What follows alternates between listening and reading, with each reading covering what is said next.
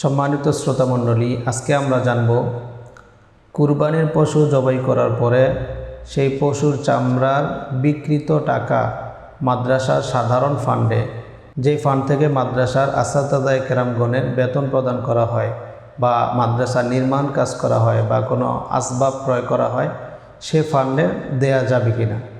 সম্মানিত শ্রোতামণ্ডলী, প্রথমত কুরবানির পশুর চামড়া মালিক চাইলে নিজে ব্যবহার করতে পারবে, অথবা কাউকে হাদিয়া দিতে পারবে, অথবা প্রক্রিয়া করার মাধ্যমে খাওয়ার উপযোগী করে যদি চায় মালিক খাইতে পারবে।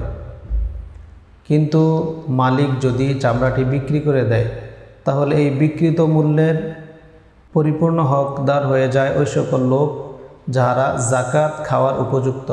অর্থাৎ যে সকল গরিব লোক, মিসকিন লোক জাকাত খাওয়ার উপযুক্ত, এই চামড়ার বিকৃত মূল্যটি তাদের মাঝে বন্টন করে দিতে হবে।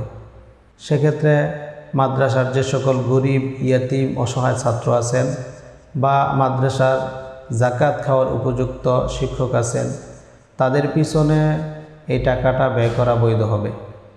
এক্ষেত্রে মাদ্রাসাগুলোতে সাধারণত গুরাবা ফান্ড থাকে, অর্থাৎ এতিম অসহায়দের পিছনে খরচ করার জন্য ফান্ড থাকে। মাদ্রাসার সেই গুরাবা ফান্ডে কুরবানির চামড়ার বিকৃত টাকা প্রদান করা যাবে।